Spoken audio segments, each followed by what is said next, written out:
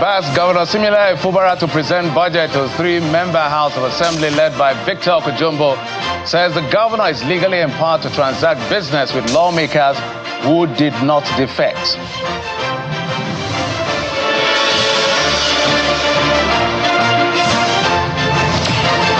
Senate set January the 31st as provisional deadline for passage of the 49.7 trillion naira appropriation bill as defense of the budget commences tomorrow, Tuesday, January the 7th.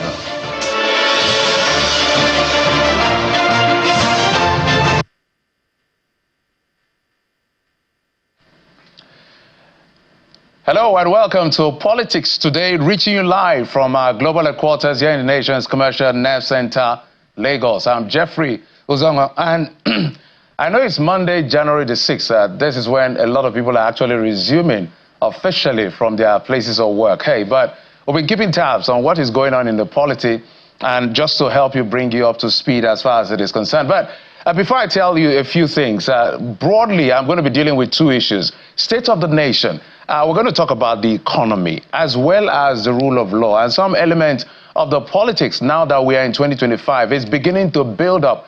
I'll be speaking with a spokesperson of the president, one of the spokesperson to President Bola Tinubu. And on the other flip side, I'll be talking to two sides of the politics in Edo State. You know what's been going on with the local government chairman and the governor. So we're going to hear from both sides as to what exactly is going on. It looks like things keep deteriorating every other day. They've been suspended. Now we're seeing what they consider impeachment and all of that. So broadly, those are the two issues I'll be dealing with. But first, let's tell you that the Port Harcourt Division of the River State High Court has ruled that the state governor, Simila Ifubara, is legally empowered to transact business with the three lawmakers who did not vacate their seats in the State House of Assembly.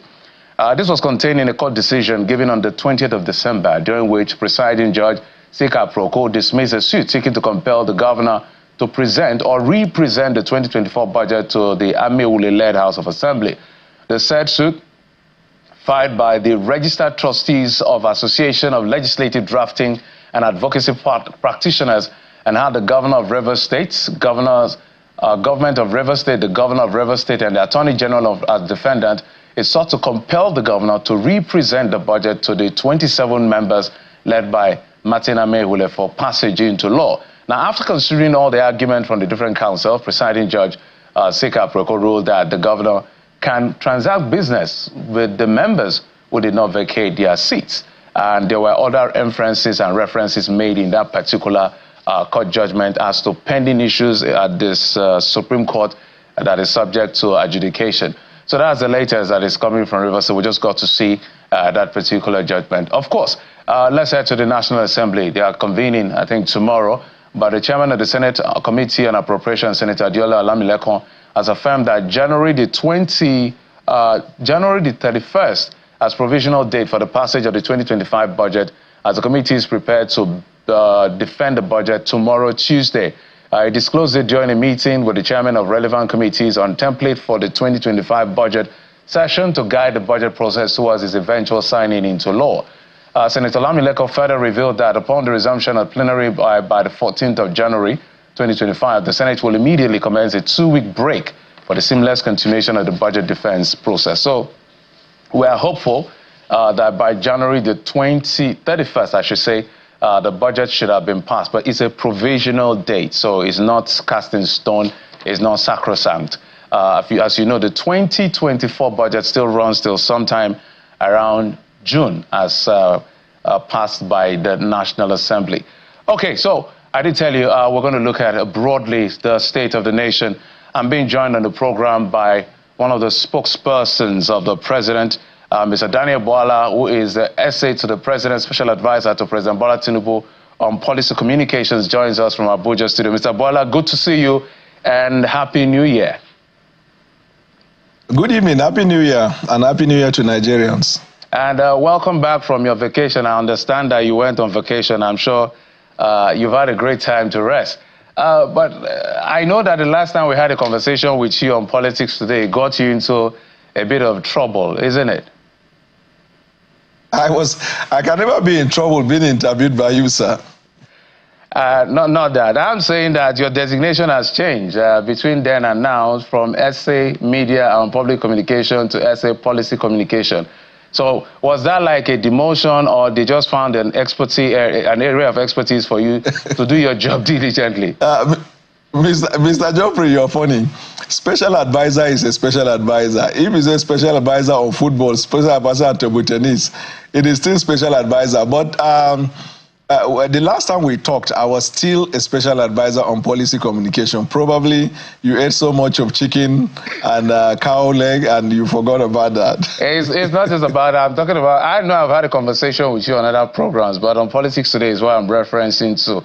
So let's Oh, I understand. I understand. I've never been demoted. I have absolute good relationship with the president, and I'm happy doing my job. Okay, so sometimes I'm wondering, given the situation of the country, is it difficult to defend this government?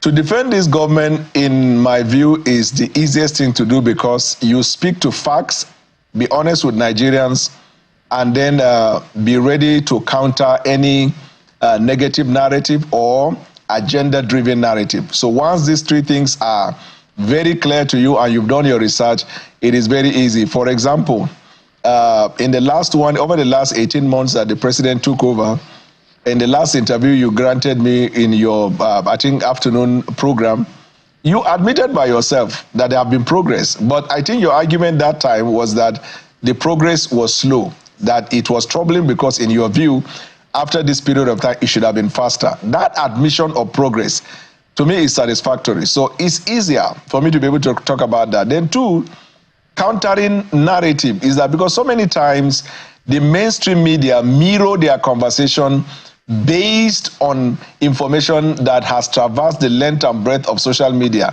which for the most part is fake news, disinformation, or misinformation. And then sometimes you have a little bit of agenda driven.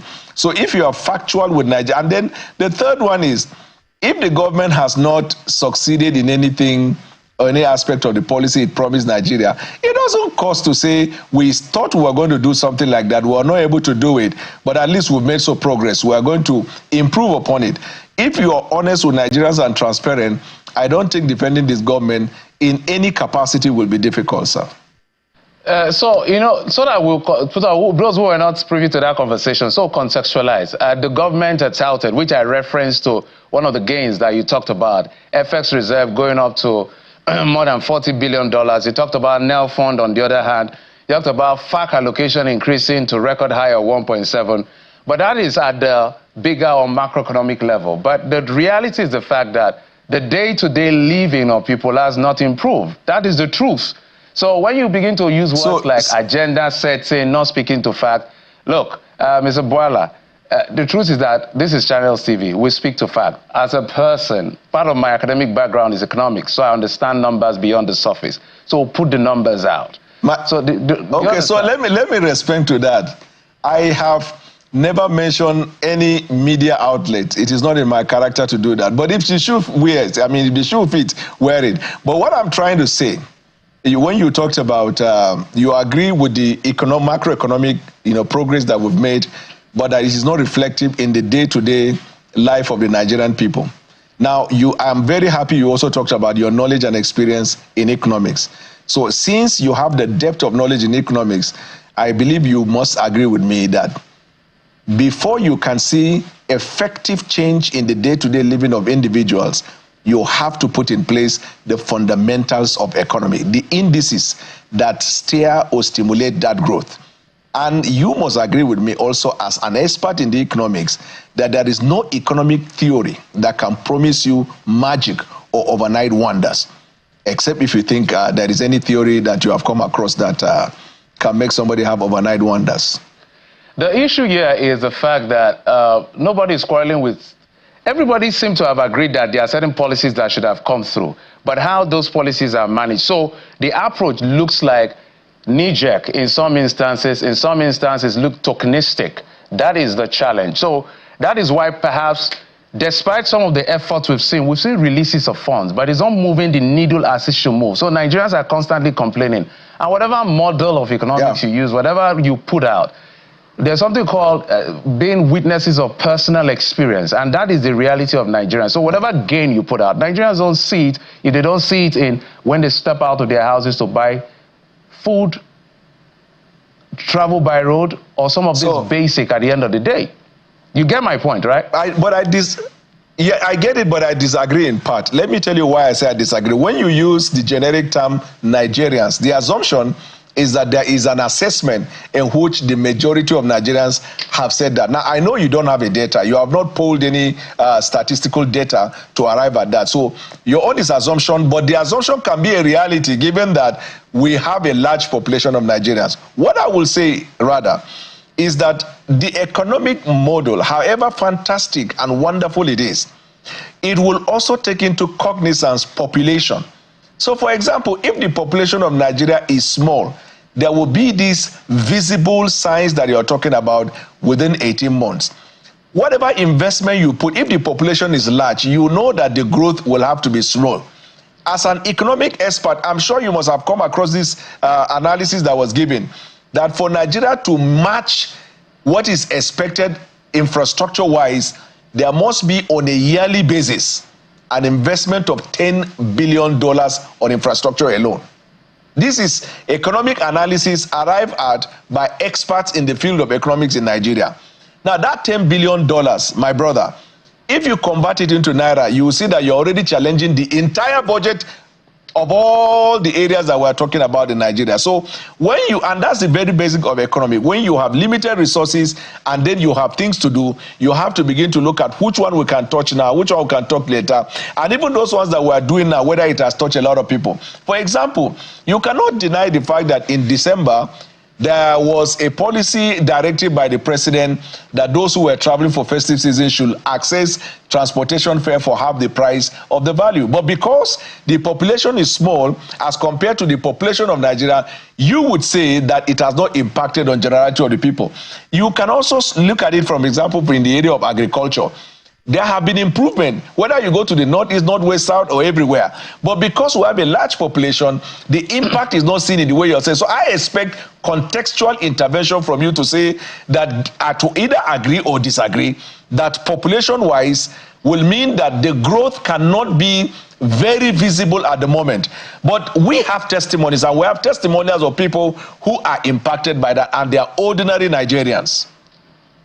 Okay, I don't want to debate so much economics with you because naturally we just want to talk about how it affects the people. But one of the concerns we have is the fact that, so for instance, basic investment, if you invest certain amount of money, say let's say even it's a treasury bills of the government, as at the time this government came in at 23%, and now it's 33 or 34% of the, it has increased by, that's about 11% or so. So even if your return on investment was say 20%, that has cut out about 10%. If it has the FX element to it, it has almost cut out your entire investment at the end of the day. So nominally, you will be saying, I invested 1 million naira to get 1.2. I have 1.2 million at the end of the day, for instance. That's nominal. But when you look at real rate of investment, factoring in inflationary pressure and exchange rate, all of that is gone. This is why we are talking about the space we live in. But let's move on to other things, Mr. Bwala. One of the things I would like you to speak to is maybe an information as to the issue of food waiver, import on food waiver. How has that come? Because that was an important policy to alleviate the pains of people. How effective has that been? I mean, exemption of VAT on food, on essential food and all of that. That is effective. The whole idea is that this incentive are meant to provide a cushion for those who want to invest in agriculture to not only be motivated in doing so, but when they go into it to have return on investment. Because one of the ways you can get people to take advantage of any policy is to incentivize the approach or investment in that regard. You talked about inflation. I agree with you, the inflation is high. But even if you look at the general concept of that inflation or the data of that inflation, a greater part of that inflation is caused by food inflation. Now, so that means you're talking about agriculture. This problem is not peculiar to Nigeria. You know that the president recently attended the G20 summit, in which it was a follow-up of the conversation of the climate change. What was the focus of the wall? The focus of the world is to deal with what they call poverty and hunger. So that means what is affecting the entire world. For us in Nigeria, we deem it fit to focus and invest very robustly in agriculture. And I believe that the policy of the government in agriculture is helping. But again, to come back to the issue you talked about, that instant impact or sporadic growth. I gave you an excuse the last time you interviewed me, and I said, during this period of investment in that regard, we have had a bit of setback, which was not caused by the government. I talked about natural occurrences. I talked to you about what affected Borno, Yobe, and Adamawa. I talked to you about insecurity in the Northwest and a little bit of the North Central. And that is why, even if you look at the budget for 2025, you will see that security has taken the larger chunk of that investment. Then if you look at other investment in agriculture, we are trying to ramp up this area of the economy and ensure that our people go to farm and we have robust economic production. Now, if we do have robust economic production, what you will see is that it will crash the price of food items in the market. And most of these things we are talking about are homemade issues that will not be affected by the dollar that you use in assessing the indices for this growth. So local production would deal with the problem of forex once we're able to do that. Now we're making all the effort and we're collating feedback from the Nigerian people. All right, Mr. Bwala, let's talk about diversification. I want to know what the government will be doing differently. I got a couple of questions, but this is important because whatever effort, there's a lot of moving parts to rebuild an economy. There's a lot of moving parts, and it's a heavy-duty job. So when it comes to diversification, I don't think, from the numbers I have seen, especially our trade numbers, we know we recorded trade surplus. But when you look at the element of import and export, that begins to tell you the numbers, we're not really diversifying as much, because if 80% of our export that brings FX is coming from petroleum or petroleum product, and agri, which is the biggest contributor to our GDP, is just contributing in terms of export of 4% and import 6%. If we look at all those numbers, it doesn't show that there's enough diversification. Manufactured good getting out of Nigeria is less than 6% to the best of my knowledge, but about 46, almost 50% we're importing. So if we look at all these aggregates, it shows that our diversification is not that strong. What is the government doing to aggressively address this? Because that is the game changer besides crude oil. And that is where we're making that investment. If you look at the non-oil aspect of the economy, especially in terms of local production, you may have heard this idea of the country is a consumption country and it should be a production country. Right. So, for example, you look at other areas of service. If you look at Lagos, for example, we have, over the last, let's say, 5 to 10 years, a revolution in the area of technology, where we have the Flutterwave, we have the Paystack, and there are many other people who are exploring those opportunities. If we invest robustly in that field and we have a breakthrough in that regard, you see that to a large extent we are going to have some growth in that regard. If you take that one out of the way, you look at other areas of our local capacities and production. Maybe the problem may be that these other areas that you're talking about with diversification may not have received that much investment that we do have. For example, in oil, you already have production capacity. So naturally, you should be able to have good sales. In the area of agriculture, it wasn't like that last year. We are gradually making the progress. We might probably come to that point where agriculture too will come close to challenging oil, although it is ambitious. But then these other areas, you say, what is the government doing? I am sure you must be aware of investment in this area. Human capital development is the greatest of all this investment. You see the way the president is intervening in the area of providing scholarship, grant, all this, the NEL fund. Through the NEL fund, you see how people are able to access funds for the education. Healthcare is also part of it, because a healthy country is a country that is able to improve in terms of production. We are putting concerted effort in this field, but we need money, which is why if you look at over the last few times, there have been this argument around why is the government borrowing when you claim that you are making profit from the sales or from the removal of subsidy. there is no investment that will be small in this country, especially for those who understand, the experts. They said you need more than anything else, robust investment in all of these fields that will bring diversification. Let's move away from the economy. Let's talk about your area of expertise as a lawyer, Mr. Boala. And one of the issues has two broad issues. Maybe we'll start with the issue of this tax bill that is really, initially I felt that, okay, we've made some progress because we've seen the provisions of those bills. There are some great things, but it looks like, I think Section 72 or so of that bill is the bone of contention. And so there is this call for withdrawal of the bill back and forth. I'm asking the question essentially for two reasons. First, you're a lawyer. Second, you're from the North. And the North still, to an extent, has still not, because we're hearing nuances from the political player or the stakeholders in the North, some of them, not all of them, still making a case why this should not fly. The president has made his position clear. He says it's going to fly even if he has to bend a few things. What exactly is the core problem here? Because the committee has said Lagos will be the biggest loser, Rivers will be the biggest loser. Now those votes will be distributed. But they are saying it's not true.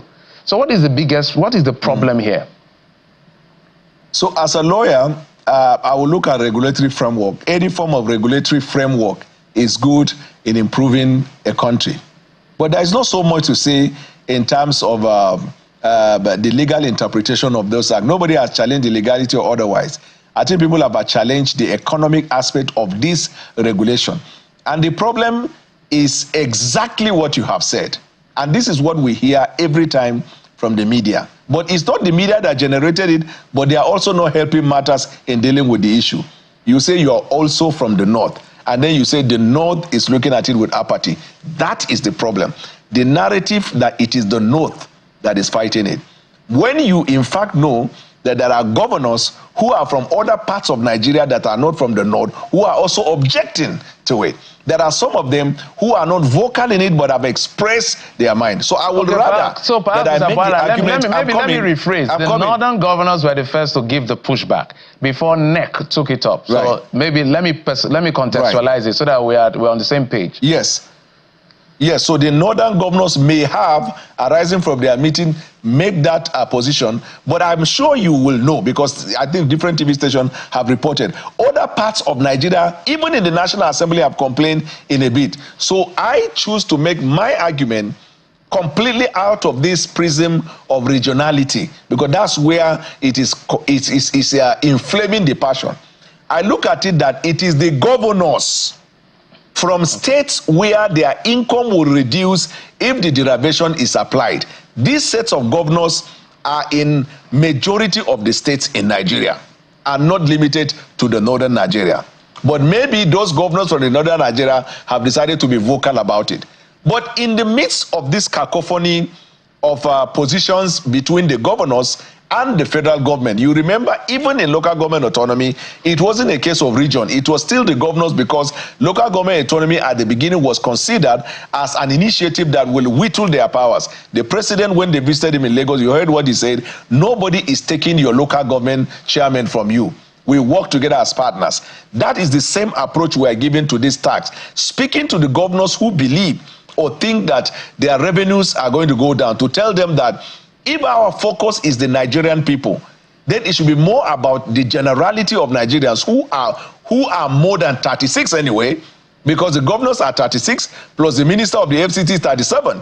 But those who will be impacted positively by the implementation of this tax are 200+ million people in Nigeria. Because if you look at the content, you will see a lot of initiative in the content that will benefit the Nigerian people, irrespective of their states and the limitation of their states arising from the implementation of that. Above all, lawmaking process is a process of deliberation, dialogue, and discussion. That is where we choose to focus on. Let the conversation continue. Let there be an agreement. Every governor that I have listened to in Nigeria has applauded this initiative of the tax reform bill. All of them. I've not seen one that is against it.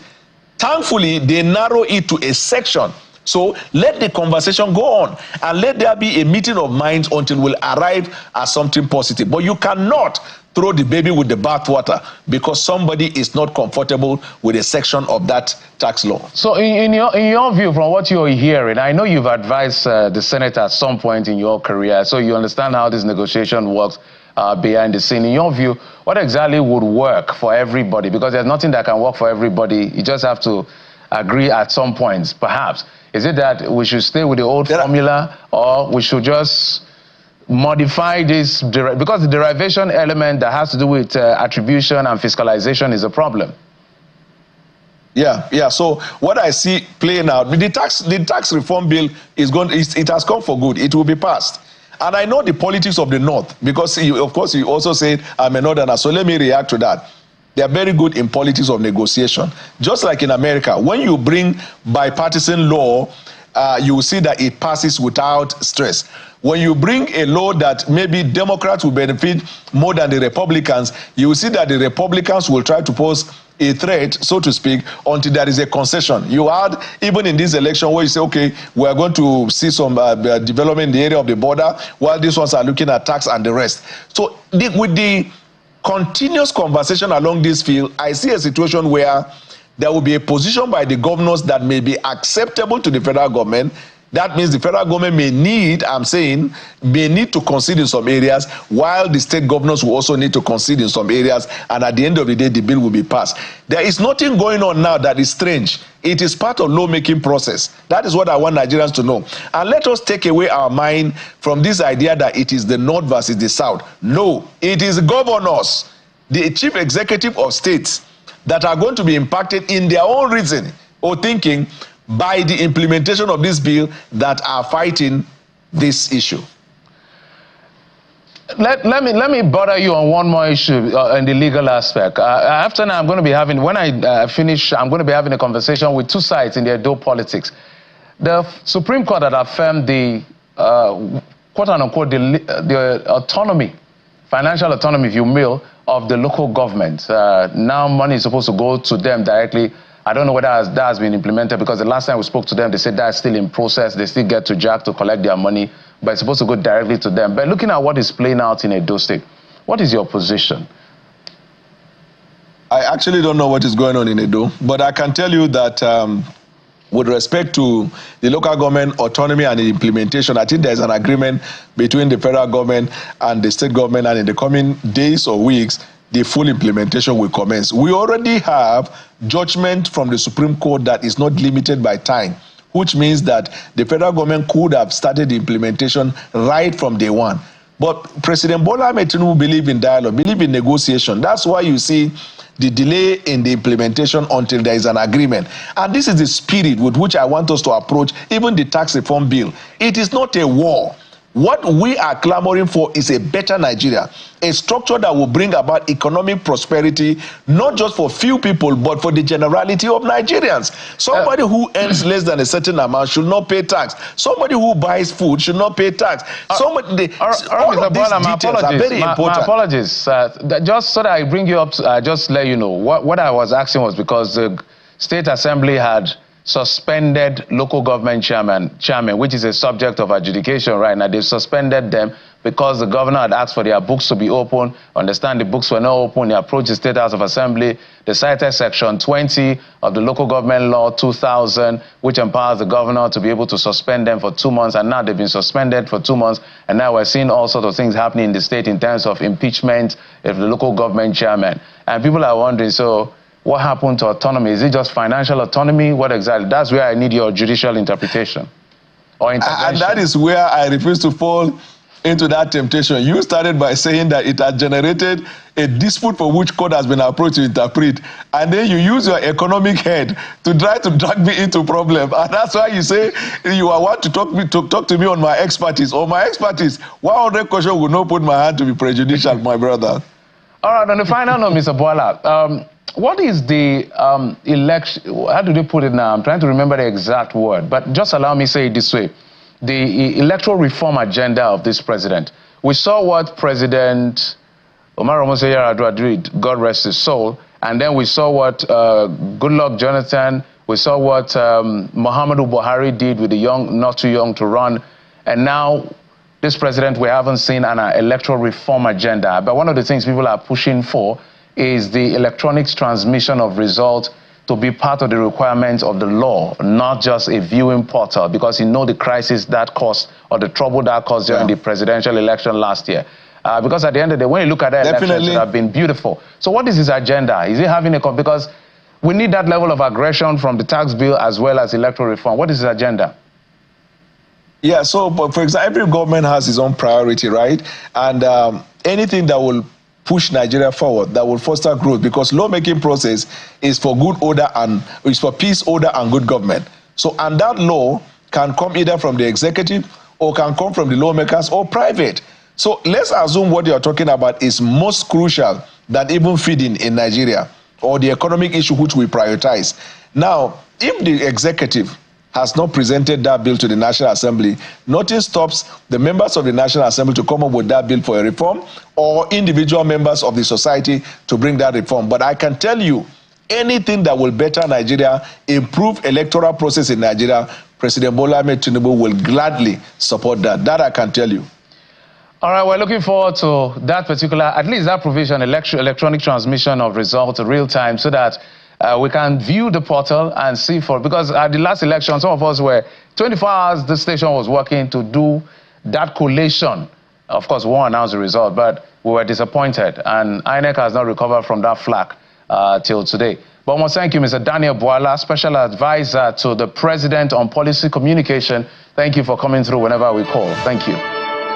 Merci beaucoup. Merci beaucoup. Well, we'll take a quick break. When we come back, we're switching gears to Edo State. It looks like things are just opening up every other day as far as local government administration in Edo State is concerned. Now we're hearing about, from suspensions, we're hearing about impeachment. How true? Were they done rightly? What is really going on in Edo State? The two sides will be here, hopefully, as we speak to the issues. Join us again.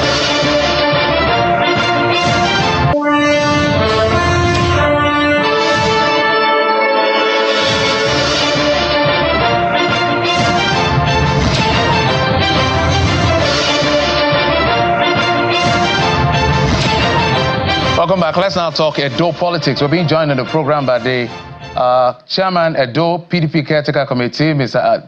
Dr. Anthony Azegbami. Joins us via Zoom. Also, former Commissioner for Communication and also a lawyer, Mr. Andrew M. Wata. Both men joining us via Zoom. Gentlemen, thank you so much for coming on the program. Yeah, good evening, Jeffrey. Thanks for having us. Thank you so much, I'm not sure Jeffrey. I can hear you. Mr. Azegbami, if you can unmute. Happy New Year. All right, fantastic, Mr. Azegbami. I'm happy I see both of you. So let me start with you, Mr. Azegbami, because you're the one at the receiving end of this battle. The 18 local government chairmen are all members of the PDP, and the Speaker of the House of Assembly is a member of the PDP. If my facts are right, also the majority members of the House of Assembly are members of PDP. But we're seeing what is playing out. What exactly is a true picture of things as we speak right now? The chairmen, have they been able to return to council because they said they had a judgment that invalidated the position of the assembly and the governor? What exactly is the picture of things? Maybe help us paint it. Okay. Thank you so much, Jeffrey, for having me. It's an opportunity to lay the facts bare without any embellishment. At about the 17th of December, the governor wrote a letter to the House of Assembly, premising his letter on Section 10(1) of the Edo State 2000 Local Government Act, saying that the council chairmen were showing signs of gross insubordination, that they were asked to present copies of their financial reports, and after 2 weeks, they have refused to present those financial reports. Based on that, he asked the House of Assembly to look into the matter. Now, Section 10 of that Act talks about dissolution of the councils. The House of Assembly sat on the 17th, and their resolution states that the council chairmen are suspended. The council chairman, being law-abiding, went to the court to say, we cannot be suspended by the House of Assembly, premising their arguments on the Supreme Court judgment before the 17th of December. And F.A. Ikwawamba, a judge in Edo State High Court 2 in Benin, agreed with the arguments of the council chairman and reinstated them to their different councils. One would have thought that everybody will hold on and obey that court judgment. What happened after that? People were going about at the instruction of the governor across the local governments, chasing people with horsewhips. I'm sure you saw that video. When that didn't work, the next thing was 1 or 2 councillors impeaching a council chairman. Jeffrey, I will say this for the benefit of all Nigerians. Section 19 of the Edo State Local Government Act states the procedure with which you can impeach a council chairman. And it takes a minimum of 9 weeks to do that. These guys are taking 1 councillor, maximum 2 councillors, and impeaching a council chairman within 10 minutes. So for us as a party, we don't believe, you said at the beginning that we are at the receiving end. We are not at the receiving end. The rule of law is at the receiving end. Decency is at the receiving end. Edo State is under siege. The Supreme Court judgment, the Attorney General's Council, the judgment of the Chief Judge of Edo State, the judgment of F.A. Ikwawamba, all the judgments of the courts are being ignored in Edo State. Today, Justice Emeka Owete gave a judgment saying status quo should not be maintained from the 15th of December. We will get the enrollment order tomorrow. We hope that Edo State government under Senator Mondo Okpebholo will obey this court judgment that we got today. So for us as a party, we are excited with the judgment that we got today. We think the rule of law has to prevail in Edo State. We believe that it's only when the rule of law is obeyed that you have progress and harmony in the state. All right, Mr. Ajegbami, let me take it to Mr. Nwata. Mr. Nwata, I want to perhaps, maybe, do you have a different version of event from what Mr. Ajegbami has relayed to the audience? Yeah, thank you, Jeffrey. The truth is constant. The truth does not have version. First, it's quite unfortunate that the party chairman, rather his caretaker chairman of PDP, the question is, under the relevant provisions of the Electoral Act and the Constitution, can somebody be appointed a member of a political party? Food for thought. He said, and he keeps referring to an Edo State Local Government Act, such an elementary fact. It is only the National Assembly that can make acts, and that's why I call acts of the National Assembly. He has been talking of the Edo State Government Local Government Act. It's the local government law, and that's the mistake they keep making. He referred to Section 10 of the Edo State Local Government Law of 2000. That was not the law that the governor and the House of Assembly acted on. It was Section 20. Where they got all this their information from remains to be seen. The governor consulted with the House of Assembly. They came to a consensus that it is Section 20 that enables the House of Assembly to pass a resolution on the request of the governor to suspend these local government chairmen who have become stooges in the hands of Obaseki and the PDP candidates. And I'll give you this clear fact. 800 million naira, before we came on board, November 12th, was being set aside for sharing amongst political actors. It was this particular sum of money the governor asked accounts for, and this chairman contemplating going to court. The House of Assembly intervened, and they refused to give accounts. And of course, the law allows them to inquire, both the governor and the House of Assembly, into the activities of this local government. People talk of financial autonomy on the basis of the Supreme Court decision. That financial autonomy does not give room for fiscal responsibility, where 800 million of Edo taxpayers' money will be shared among political actors, including my dear friend there, who has become so desperate. He has appeared on 4 TV stations. What are they really pursuing? If this suspension is for 2 months, it is not ad infinitum. And beyond that, as of today, over 10 of these chairmen have been impeached by their councillors, who are PDP members. Why are they trying to stop the hand of democracy? Mr. my apologies. Just let me stay with you, Mr. Azegbami. You're going to respond to the allegations leveled against you. But before I come to you, let's contextualize. The law, Section 20 that you're citing, I'll just read and breeze through. Section 20A says, where a council fails in any way to hold the executive council meeting it is required to hold under this law, or the government in B is satisfied that the chairman of a local government is not discharging the council's function under this law in a manner conducive to the welfare of the inhabitants of the area of his authority as a whole, the governor may, in consultation with the House of Assembly, suspend the chairman for a period not exceeding 2 months. When you read this kind of provision as a lawyer, is this not an affront on Section 7 of the Constitution? And let's just admit that this is even right. There's a suspension in place.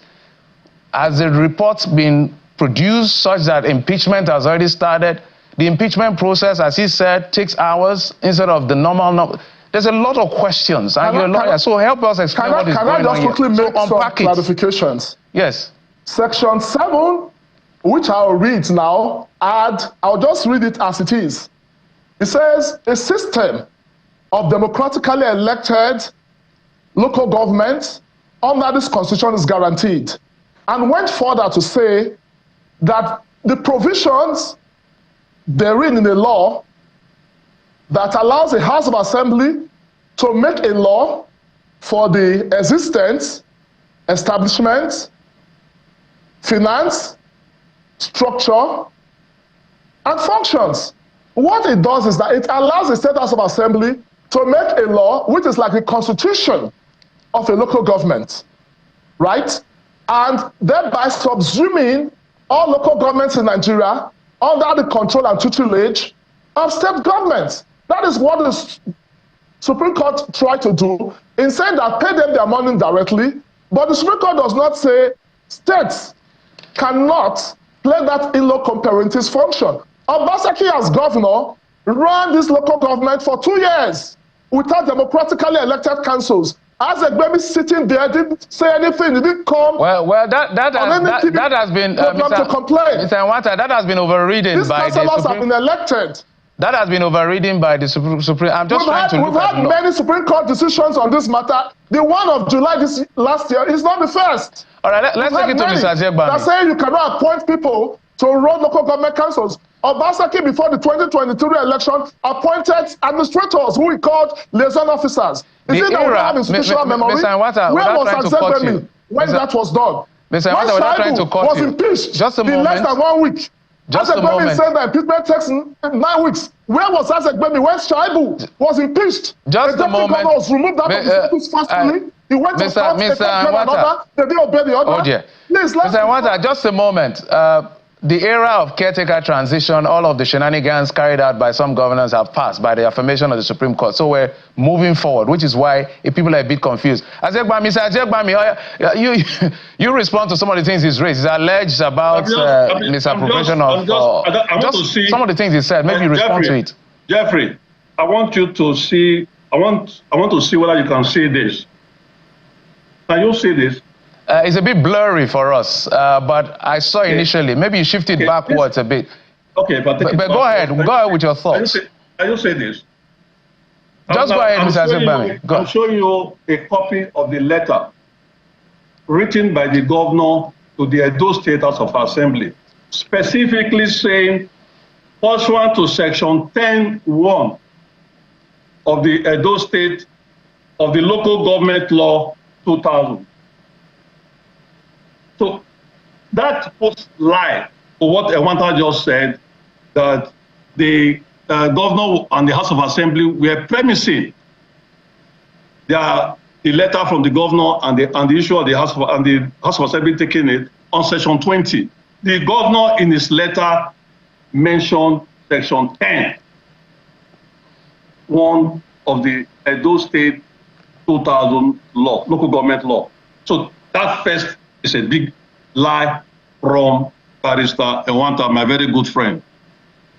Second lie, and you see, Jeffrey, you see, we have to be very careful sometimes when you invite people to the studio. You need to moderate their utterances. Somebody comes on the studio to your platform and mentions figures without proof, without evidence. It belittles the high level that channels has attained. So I think you should at times kind of. My apologies. Just a moment. Look at the people that invite. Just a moment. If you can hear me, that you're here. That the allegation is leveled against you. I checked him, and I'm saying you should respond to what he says. So it has nothing to do with me. He has said what he said. I have checked him, and I say you respond to what he's saying. The point I'm making to you, Jeffrey, and the part to all the journalists, channels included, cross-check who you are inviting to your platform, because people come to your platforms and tell blatant lies. I just showed you one. I just told you just now, the 800 million they're talking about, show us evidence. You can't just come and brandish figures. How? Are we a lawless state? Are we a lawless country? My point, Jeffrey, to you and to Nigerians and to Edo. Well, I've also made a point. We're not taking sides on all that. Mr. Ewanta, so Mr. Ewanta had raised, I'm going to come to Mr. Ewanta in a moment, but he has also said a couple of things. Mr. Ewanta, you're going to also talk about whether you have evidence to that effect, because I wanted him to respond immediately. Just a moment, Mr. Ewanta. He had also mentioned the fact that under Godwin Obaseki, Mr. Ewanta, just a moment. For the government house. Mr. Ewanta, just a moment. Just a moment, Mr. Ewanta. Mr. Azegbami, you mentioned the fact that under Godwin Obaseki, there were instances of the assembly members that has been referenced, the issue of not having elected officials of local government. So it looks like this is their turn. I wanted you to respond to that as well.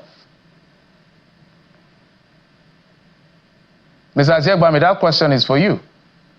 Oh, I was thinking you were referring to...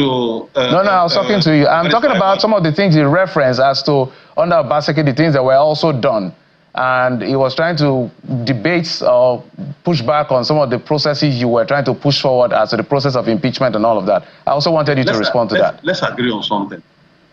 Today, the 6th of January 2025, what are we talking about? Are we talking about the government of Obaseki? I can sit here the whole day talking about how well Obaseki performed in his 8 years as governor of Edo State. The Barrister Ewanta sitting here was a commissioner under Obaseki. If Obaseki was that bad, will he be a commissioner under him? So my point is, why look at the side mirror? There's a reason why the side mirror is small. Because you are looking backwards. We should be looking forward. We're looking at today. What do we have in Edo State? Are the councils functioning? Are the council chairmen able to access their offices? The answer is no. Why? Because of the lack of rule of law. So my point is, I will be prepared to talk about Obaseki's administration, but I don't imagine that is why you invited me to this program. I'm sure you invited me to deal with the situation at the local government level. We're going to look for a way forward, Mr. Ewanta. So let's come back to you. And apparently, Mr. Azegbami is not taking lightly what you've accused. If you have what do you call it now? If you have proof, you can present it if you have. But it's raised a couple of issues about quote-unquote, the lawlessness of the APC-led government, given what is going on. He's even talked about violence. We've heard of all of that. So maybe you respond to that as well. Yeah, I think I'll start by saying that what he came to say are true. Namely, he's trying to create an impression that the local government in Edo State are not functioning. The local government chairman in Ego, where I come from, has always gone to his office. He has a vice chairman. After the chairman and the vice chairman were both impeached, the leader of the house became chairman, and one of the councillors stepped in line with the provisions of Section 19 and 20 of the Edo State government law. And across the various local governments, activities are ongoing. It is the PDP that is trying to snowball their crisis into the local government administration. From national to Edo, you find that PDP is in crisis. 2 of their local government chairmen and councillors have decided to join us in the APC. If they have leadership in their party, will they leave? PDP members in Edo State, they are like sheep without shepherd, including these local government chairmen and their vice chairman, even councillors. I'm sorry to say that the chairman is begging the question. He said, I served in Obaseki's government. I left Obaseki because he became a bad leader. He became so lawless. Look at the way Amana Shaibu was removed from office. Look at the way he appointed somebody to replace Shaibu. Even when both the Federal High Court and the Court of Appeal gave judgment, all right, Mr. Nwata, my apologies. I just also correct an impression. Can you have a judgment of just one party? He mentioned one judgment from Justice Uwete. That's hearsay. Do you know what they do? Every week they keep churning out all kinds of ex-party orders without joining the other party. All right, Mr. Nwata, let's get a few facts. You can only restrain a completed act. Because of time, Mr. Nwata, let's get a few facts. You can only restrain an act that is not yet complete. All right, let's get a few facts. Mr. Nwata, if you can hear me, please. If you can hear me, please. A panel was appointed, right? Then you now get an order 4 days later to restrain what? Oh, no, Mr. Nwata, so let's unpack it in 2 minutes each. So the chairman was suspended. As and then the report was adopted, or the resolution to suspend was adopted by the government. What was the outcome of that particular report? And just a moment. Just a moment. What was the outcome of that particular... Mr. Nwata, if you can hear me so that I land on my question. Oh, dear. What was the outcome of that particular report? That's the first question I wanted to find out. And the impeachment process that's being carried out, how is it carried out? We're hearing that 1 or 2 persons of houses of 10 legislative arm are suspending or impeaching council members. Maybe you speak to that. Sorry, I think because your question was lengthy, I'll take it one after the other. The panel of inquiry that was set up has not even done 1 month. By 17th of this month, it will be 1 month. Under the law, they have 2 months, within which they must submit their report, for which the governor will now place before the House to consider whether or not those allegations have been made out. But in between, we've been having one or two distractions from the PDP, led by my friend Tony Azegbemi. Then second, the impeachment by the councillors is a different ball game, because there are 2 ways by which somebody can lose his seat. First, as a councillor, you can be recalled. Then as a local government chairman, you can be impeached. The issue of suspension has nothing to do with what the councillors are doing, because suspension is not removal from office. All right. Because for you to do an inquiry, to avoid interference, that was why the drafters of that law says that the person should be suspended for 2 months. All right, Mr. Nwata, let me take it. Let me give the benefit. Let me take it to. The governor was suspended for 3 months by Obasanjo. They haven't not fault. Let me take it to Mr. Azegbami so that I have his say. Mr. Azegbami, I've asked Mr. Nwata a question which he has not answered. I don't know whether he didn't hear me, so maybe you'll provide us with the answer. How the people that are being suspended, was there a quorum to the suspension, and how was this suspension carried out? Maybe you will hear and respond as we wind down. Yes, Geoffrey, let me say this, and I'm saying this with all sense of responsibility. There has not been an impeachment of any council chairman in Edo State in line with Section 19 of the Edo State 2000 local government law. I take the correction by Wata that it's not an act but a law. Maybe because I was in National Assembly, everything we do in National Assembly is act. However, there has not been any impeachment in line with Section 19 of the 2000 Edo State local government law. Secondly, the so-called suspension was lifted by the judgment of F.A. Bomba. So anyhow you look at this whole thing, it's illegality upon illegality upon illegality. What we promise APC and the governor, we will challenge all these illegal acts in court. We will serve people contempt charges. We will pursue people that disobey court orders, including even him, Barrister Iwata, because he's a member of the so-called panel of inquiry. We are going to pursue these things legally. And so I would say that those people should not worry. The law will take its course. Normally it's slow, but it will take its course. It will basically get to a conclusion. And by the grace of God, everybody will know that Edo State is not any other state where you can behave anyhow. I must thank both of you, gentlemen. We're totally out of time. Mr. Andrew Nwata, former Commissioner for Communication and Orientation in Edo State. Mr. Nwata, we're totally out of time. My apologies, please. I would have allowed you to talk, but totally out of time, I'm told. Mr. Anthony Aziegbeni is the chairman of Edo PDP Caretaker Committee. Both of you, thank you so much for coming on the program. I'm sure that the two parties and the two sides will find a way to move the state forward. I wish you both the very best. Thank you. Mr. Nwata, my apologies. Thank you. Thanks a lot. All right. And that's it on the program. Thank you so much for your time and, of course, your usual company. I'm Jeffrey Uzanga. Bye-bye and good night.